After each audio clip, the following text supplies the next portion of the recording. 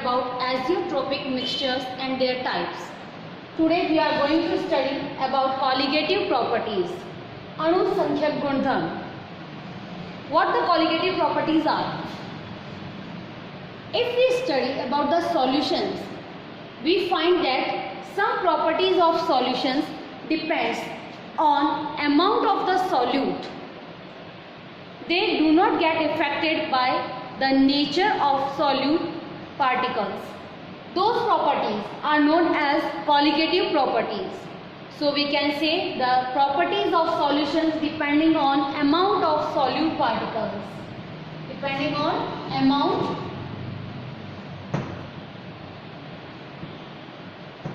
of solute particles are known as colligative properties. अणुसंख्यक गुणधर्म, किसी विलयन का वह गुणधर्म जो उसके विलय के अणुओं की संख्या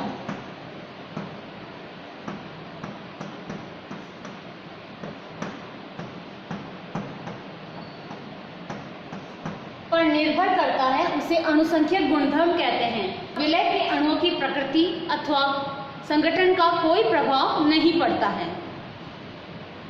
कॉलिगेटिव प्रॉपर्टीज के उदाहरण। Some examples of colligative properties: lowering of vapour pressure, वाष्प दाब में आपेक्षिक अवनमन, एलिवेशन इन बॉइलिंग पॉइंट, क्वथनांक में उन्नयन, डिप्रेशन इन फ्रीजिंग पॉइंट, हिमांक में अवनमन, and osmotic pressure of solvent, परासरण दाब, किसी विलयन का परासरण दाब। अब ये सभी कॉलिगेटिव प्रॉपर्टीज कैसे हुई? आप जानते हैं कि vapour pressure, boiling point, freezing point, यानी कि आप वाष्प दाब, क्वथनांक, हिमांक, ये सभी हमारे भौतिक गुण या फिजिकल प्रॉपर्टीज होती हैं। परंतु जब किसी भी सॉल्यूशन को बनाने के लिए सॉल्वेंट में सॉल्यूट को ऐड किया जाता है तो प्योर सॉल्वेंट का vapour pressure, boiling point, freezing point कुछ चेंज हो जाता है। ये चेंजेस किसकी वजह से होते हैं?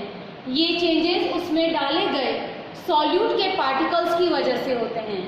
यानी कि जब किसी भी सॉल्वेंट में सॉल्यूट को ऐड करते हैं तो उसके नेचुरल फिजिकल प्रॉपर्टी में जो चेंजेस आ जाते हैं, ये चेंजेस या उन चेंजेस के आने की जो प्रॉपर्टी है उसी को हम कॉलिगेटिव प्रॉपर्टी या अणुसंख्यक गुणधर्म कहते हैं। Some important facts about colligative properties, कुछ ऐसी बातें जिनसे हम अणुसंख्यक गुणधर्म को और अच्छे से समझ सकते हैं। Ions behave as molecule or particles. अणुसंख्यक गुणधर्म की अध्ययन करते समय, स्टडी करते समय हम किसी भी सॉल्यूशन में प्रेजेंट आयंस को भी मॉलिक्यूल और पार्टिकल की तरह ही मानते हैं। यानी कि आयंस, मॉलिक्यूल्स, पार्टिकल्स, इन सब का कॉलिगेटिव प्रॉपर्टी पर सेम इफेक्ट होता है, समान प्रभाव पड़ता है। कोई भी अणुसंख्यक गुणधर्म विलय के अणुओं के द्रव्यमान के व्युत्क्रमानुपाती समानुपाती होता है। Colligative properties of solution of two different substances will be equal if the total number of ions or molecules present in certain volume of solution is same. Means अगर किसी सॉल्यूशन, दो अलग अलग चीज़ों का सॉल्यूशन बनाया जाता है, फॉर एग्जाम्पल अगर हमने एक सॉल्यूशन NaCl का वाटर के साथ बनाया है और दूसरा KCl का सॉल्यूशन वाटर में बनाया है, दोनों एक्वस सॉल्यूशन, जलीय विलयन बनाए हैं, तो इनकी कॉलिगेटिव प्रॉपर्टीज की स्टडी करते समय हमें दोनों की कॉलिगेटिव प्रॉपर्टीज सेम मिलेगी, क्योंकि सॉल्यूशन में ये भी दो प्रकार के आयंस देखा है, जो कि K+ और Cl-, तथा NaCl से भी हमें दो प्रकार के आयन मिलते हैं, Na+ और Cl-। आयनों की संख्या कॉलिगेटिव प्रॉपर्टी को इफेक्ट करती है, तो दोनों में आयनों की संख्या समान है।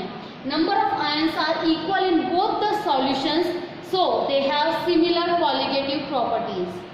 But if we make a solution of AlCl3 which gives us 1 molecule of aluminium ion and 3 molecules of chloride ions, total number of ions are 4.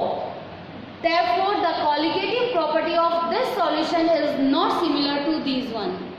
AlCl3 का अगर हम जलीय विलयन बनाते हैं तो इससे हमें एक अणु एल्यूमिनियम आयन और 3 आयन हमें क्लोराइड के मिलते हैं, यानी टोटल 4 आयन हमें मिलते हैं। तो इस विलयन की कॉलिगेटिव प्रॉपर्टी अणुसंख्यक गुणधर्म इनसे भिन्न होगा, इनमें आपस में कोई सिमिलैरिटी नहीं होगी, जबकि NaCl और KCl के सॉल्यूशंस की कॉलिगेटिव प्रॉपर्टीज या अणुसंख्यक गुणधर्म समान होंगे। Now let's study about elevation in boiling point. क्वथनांक में उन्नयन। Do you know what the boiling point is? The term boiling point or क्वथनांक, it is the temperature at which the vapor pressure of a substance becomes equal to its atmospheric pressure. Boiling point is the temperature at which vapor pressure of a substance becomes equal to its atmospheric pressure. क्वथनांक वह ताप है जहां पर किसी पदार्थ का वाष्प दाब उसके वायुमंडलीय दाब के समान हो जाता है। जब किसी भी पदार्थ का वाष्प दाब उसके वायुमंडलीय दाब के समान हो जाता है तो वह पदार्थ उस ताप पर उबलने लगता है और उसे उसका क्वथनांक कहा जाता है। The substance started boiling at that temperature when vapor pressure becomes equal to its atmospheric pressure, and that temperature is considered as boiling point of that substance. The boiling point of a pure substance, that is TB, note, and the boiling point of the solution after mixing a solute in the solvent is TB. Here the T for the temperature and B for the boiling point. यहाँ T temperature और B क्वथनांक को, boiling point को indicate करता है। तो अगर हम दो चीज़ों को देखें, एक प्योर सॉल्वेंट है हमारे पास और एक है सॉल्यूशन, जो कि सॉल्वेंट और सॉल्यूट, विलय और विलायक के मिलने से बना है। We are having two things, the pure solvent, it is the pure, and this is the combination of solvent and solute, that is solution. ये हमारे पास शुद्ध विलायक तथा ये विलयन और विलय और विलायक का मिश्रण यानी विलयन हमारे पास है। अगर इस शुद्ध विलायक का वाष्प क्वथनांक TB नोट और इस विलयन का क्वथनांक TB है, तो हम इनके बीच में कैसे तुलना करेंगे कि जब कोई शुद्ध विलायक विलयन में परिवर्तित होता है तो कितना क्वथनांक में अंतर आता है, क्या परिवर्तन होते हैं। When a pure solvent is converted into solution, solute is being added in it, how much difference we obtain in its boiling point is known as change in boiling point, and we observe that the boiling point increases, so we write the elevation in boiling point. Elevation means increase. Pure solvents की comparison में solution का boiling point increase हो जाएगा, और कितना increase होगा ये हम कैलकुलेट करेंगे। ये अगर हम वेपर प्रेशर की बात करें तो प्योर सॉल्वेंट का वेपर प्रेशर हाई होगा और सॉल्यूशन का वेपर प्रेशर कंपैरेटिवली कम होगा। यानी अगर इन्हें हमें बॉइलिंग पॉइंट तक ले जाना है तो सॉल्वेंट को हमें वेपर प्रेशर ज़्यादा है तो एटमॉस्फेरिक प्रेशर तक पहुंचने के लिए कम टेम्परेचर करना पड़ेगा, तो इसका जो हमारा टेम्परेचर है बॉइलिंग पॉइंट वो कम आएगा। लेकिन क्योंकि सॉल्यूशन का वेपर प्रेशर कम है तो इसे एटमॉस्फेरिक प्रेशर तक लाने के लिए, बॉईल करने के लिए ज़्यादा टेम्परेचर रिक्वायर्ड होगा, तो इसका बॉइलिंग पॉइंट हमारा ज़्यादा आएगा। So we can say TB nought is less than the TB। TB का बॉइलिंग पॉइंट बॉइलिंग टेम्परेचर ज़्यादा होगा प्योर सॉल्वेंट के कंपैरिजन में। अब हम बात करेंगे हमारे राउल्स लॉ और कॉलिगेटिव प्रॉपर्टी रूल के according. Now, if we want to calculate how much more temperature is required when a solvent is being converted into solution, जब किसी विलायक से विलयन बनाया जाता है तो कितना ज़्यादा टेम्परेचर हमें उसे बॉईल करने के लिए रिक्वायर्ड होता है, उसके बीच में डिफरेंस कितना आता है, उसे हम कैलकुलेट करते हैं TB माइनस TB नो। क्योंकि सॉल्यूशन का टेम्परेचर हमारा ज़्यादा है और सॉल्वेंट का कम, तो ज़्यादा में से कम को माइनस करेंगे और हमें मिलेगा difference delta TB। This delta TB is named as elevation in boiling point. इस डेल्टा TB को ही हम क्वथनांक में उन्नयन कहते हैं। As we observe that the difference in boiling point is based on difference in vapor pressure. So, the difference in vapor pressure, that is delta P, is directly proportional to the delta TB, or we can say it is delta T. We must write the delta T, that is the total difference. जितना ज़्यादा difference होगा vapour pressures में solvent और solution के, उतना ही ज़्यादा difference आएगा दोनों के बॉइलिंग टेम्परेचर्स के बीच में। तो दोनों एक दूसरे के डायरेक्टली प्रोपोर्शनल होते हैं, समानुपाती होते हैं। और हमने स्टडी किया था राउल्स लॉ में delta P is directly proportional to X। जो हमारा प्रेशर होता है वो सॉल्यूट पार्टिकल्स के मोल फ्रैक्शन के डायरेक्टली प्रोपोर्शनल होता है। तो we can say that delta T is also directly proportional to X। Delta T भी X के डायरेक्टली प्रोपोर्शनल होगा, सॉल्यूट के मोल फ्रैक्शन के मोल फ्रैक्शन के डायरेक्टली प्रोपोर्शनल होगा। So again delta P is directly proportional to delta TB, delta P is directly proportional to X, it is according to Raoult's law. Therefore, the delta TB is directly proportional to X. Suppose the solution is made by the solute and solvent A and B. A is the solvent, B is solute, which gives us solution. A और B विलय और विलायक मिलकर एक विलयन बनाते हैं जिसमें A विलायक और B विलय है, तो बनने वाला विलयन AB का मिश्रण होगा। यहाँ अगर सॉल्वेंट A है तो उसका मोल फ्रैक्शन XA होगा और सॉल्यूट B उसका मोल फ्रैक्शन XB। राउल्ट के according the pressure is directly proportional to the mole fraction of solvent. Vapour pressure solvent के विलय के मोल अंश के डायरेक्टली प्रोपोर्शनल होता है, तो यहाँ हम लिखेंगे it is XP, it is directly proportional to XB। Now we write the formula for mole fraction. Mole fraction कैसे निकालते हैं? Mole fraction of any substance is equals to number of moles of that substance. Suppose we want to calculate for A, it is Na upon Na plus NP। Mole fraction of A का मोल अंश A के मोलों की संख्या upon A के मोलों की संख्या plus B के मोलों की संख्या अगर विलयन AB से बना है। If the solution is made by A and B, the mole fraction of A is number of moles of A upon number of moles of A plus B, that is total number of moles found in solution. Similarly, XB is equals to NB upon Na plus NB.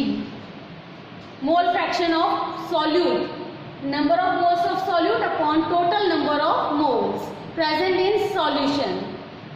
Now, what the number of moles are? अब number of moles का relation कैसे होगा? What is the formula we are using for number of moles?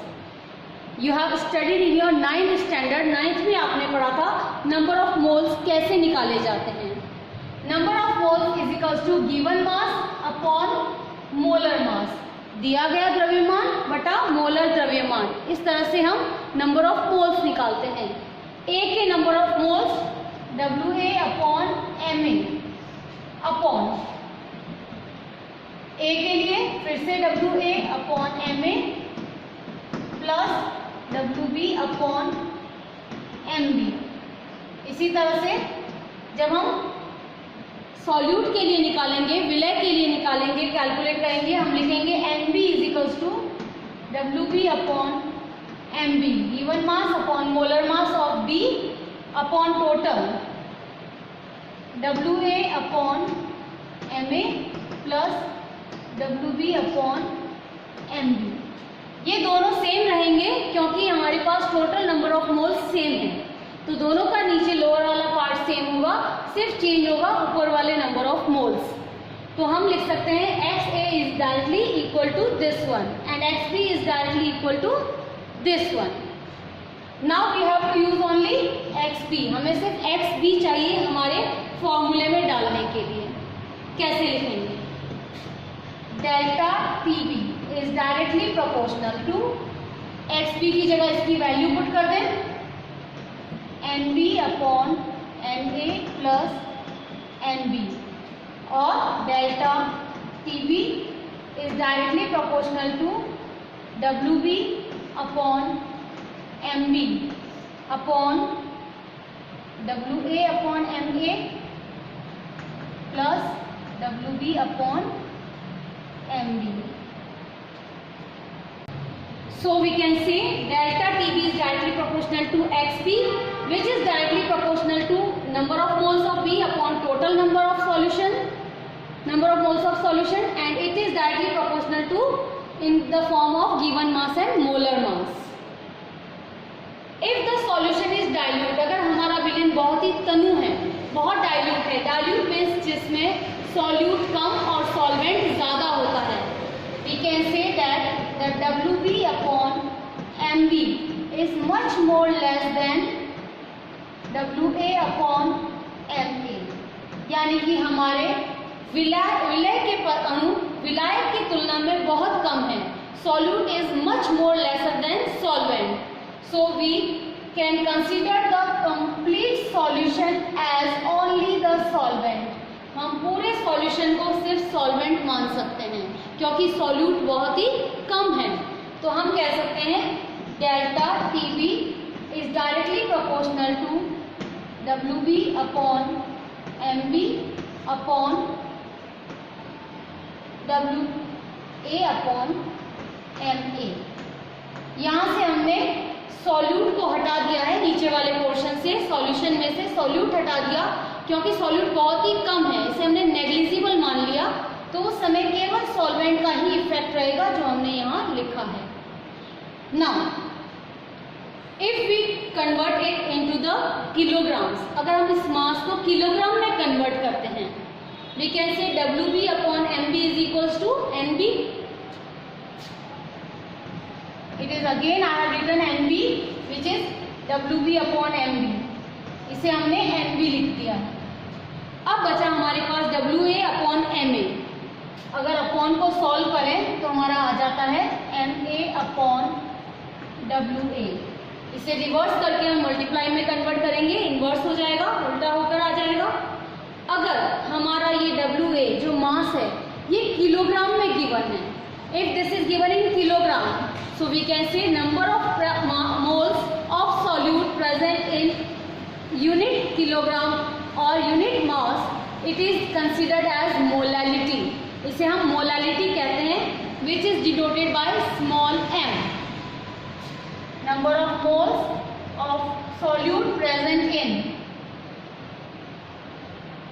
kilogram amount of solvent, it is considered as molality। इसे molality कहा जाता है। तो हम कह सकते हैं delta TB is directly proportional to molality dot MA। ये MA हमारा यहाँ से आया है जो कि हमारा मोलर मास है सॉल्वेंट का, विलायक का मोलर मास, और NB और WA को हमने मोलैलिटी में कन्वर्ट कर दिया है। प्रोपोर्शनलिटी हटाएंगे, delta TB is equals to K M MA। यहाँ K हमारा एलिवेशन कांस्टेंट कहलाता है, ये प्रोपोर्शनलिटी कांस्टेंट है जो एलिवेशन में यूज हुआ है। इफ के एम ए को एक नया कांस्टेंट का नाम दे दिया जाए, एक नया स्थिरांक बना दिया जाए, तो हम उसे केबी कह सकते हैं। KB is molar elevation constant, molar उन्नयन स्थिरांक। मोलर क्योंकि मोलैलिटी के लिए यूज हुआ है इसलिए मोलर, और एलिवेशन क्योंकि ये उन्नयन कर रहा है इसलिए एलिवेशन कांस्टेंट। तो मोलर उन्नयन स्थिरांक या मोलर एलिवेशन कांस्टेंट केबी होता है। इसे हम एब्यूलोस्कोपिक कांस्टेंट भी कहते हैं। It is also named as ebullioscopic constant. So let us put the values of KMA into the above equation. We get delta TB is equals to KBM. We can say that elevation in boiling point is directly proportional to the molality of the solute particles. Molality जितनी change होगी उतना ही हमारा ये difference भी change होता जाएगा। हम कह सकते हैं कि किसी भी विलयन के क्वथनांक में उन्नयन उसके विलय के मोललता के समानुपाती होता है। We can say again delta TB is directly proportional to M. I hope आपको समझ में आया होगा कि किसी भी सॉल्वेंट में जब कोई सॉल्यूट डाला जाता है तो उसका बॉइलिंग पॉइंट इंक्रीज हो जाता है। वो डिफरेंस जो आता है वो कितना डिफरेंस आता है, इंक्रीज होता है इसलिए हमने एलिवेशन बोला, और कितना डिफरेंस आता है उसे हम डेल्टा TB से कैलकुलेट करते हैं। आप समझ रहे होंगे कि क्वथनांक में उन्नयन, उन्नयन मीन्स बढ़ जाना। विलायक जब विलयन में बदलता है उसमें विलय डाला जाता है तो उसका बॉइलिंग टेम्परेचर इंक्रीज होता है, बढ़ जाता है, और कितना वो हम यहाँ से कैलकुलेट करते हैं। अब हम पढ़ेंगे कि केबी की वैल्यू कैसे कैलकुलेट की जाती है। Delta TB is directly proportional to molality M. Delta TB is directly is equals to KBM. KB is ebullioscopic constant. अब इस एब्यूलोस्कोपिक कांस्टेंट को कैसे डिफाइन करेंगे, जो एग्जाम में पूछा जाता है। एग्जाम में डायरेक्ट क्वेश्चन आता है कि केबी को डिफाइन करो। एब्यूलोस्कोपिक कांस्टेंट, मोलर एलिवेशन कांस्टेंट या मोलर उन्नयन स्थिरांक को परिभाषित कीजिए। तो हम इसके लिए समझेंगे इफ मोलैलिटी M इज 1, अगर हमारी मोलैलिटी 1 है, ये 1 कब होगी? जब हम 1 मोल सॉल्यूट को 1000 ग्राम सॉल्वेंट में डिसॉल्व करेंगे तो हमारी मोलैलिटी 1 आएगी। जब 1 मोल विलय को 1000 ग्राम विलायक में विलय किया जाता है तो विलयन की मोलैलिटी 1 आती है। अगर हमारी मोलैलिटी 1 है तो TB is equals to KB। हमारा एलिवेशन का amount of elevation is equals to the abuloscopic constant. So we can say the abuloscopic constant is equal to its elevation in boiling point if 1 mole of solute is being dissolved in 1000 gram of solvent. हम कह सकते हैं कि अगर हमने 1 मोल विलय को 1000 ग्राम विलायक में विलय किया है तो हमारा एब्यूलोस्कोपिक स्थिरांक हमारे उन्नयन क्वथनांक में उन्नयन के बराबर होगा। इसकी unit K kilogram mole inverse kelvin kilogram per mole होती है। Thank you all of you. I hope you understand this, and in our next video we will study about the next colligative property.